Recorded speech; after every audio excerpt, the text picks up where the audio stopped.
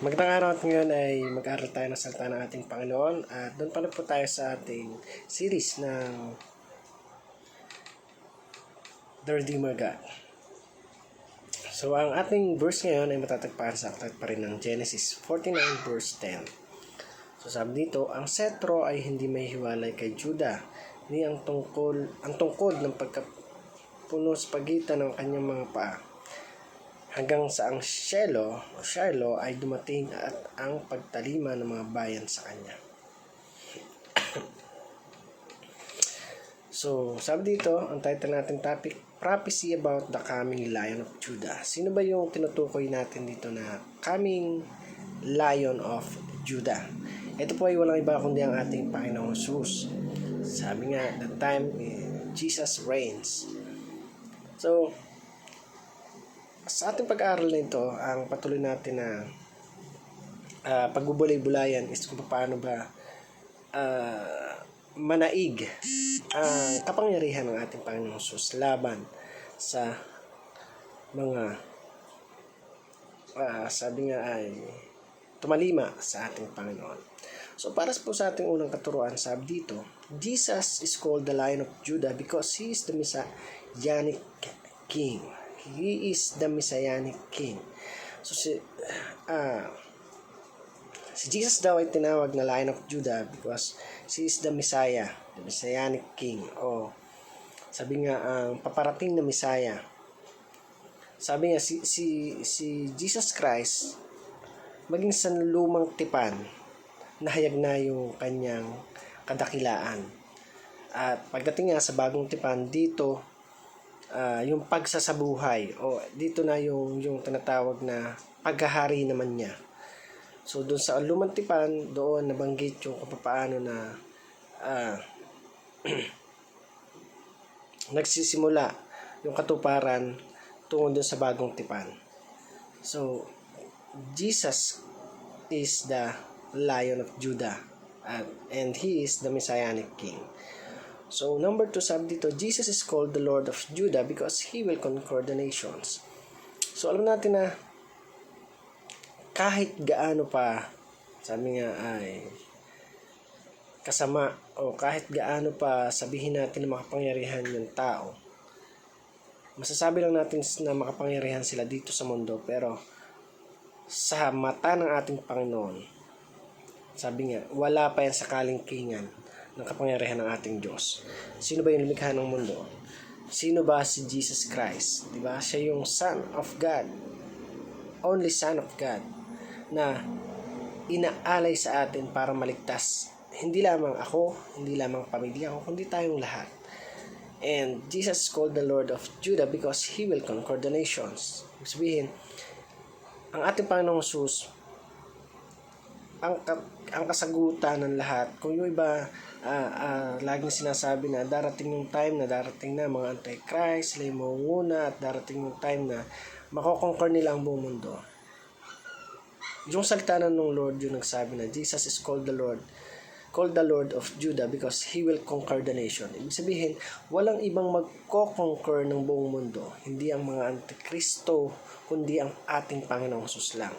Walang sino man yung magmamanage o magmamanipula ng mundong ito, ng nation, kundi ang ating Panginoon Jesus lang at wala nang iba. So, walang ibang makapangyarihan kundi ang ating Panginoong Diyos, ang ating Panginoong Jesus. No other name like Jesus. Number 3, sabi dito, Jesus is called the Lion of Judah because He will defeat all His enemies. Sabihin, tinawag ang Diyos na Lion of Judah because kahit sino yung iharap mo sa Kanya, kagaya nung ginawa ni Satan na panglilinlang sa ating Panginoong Jesus.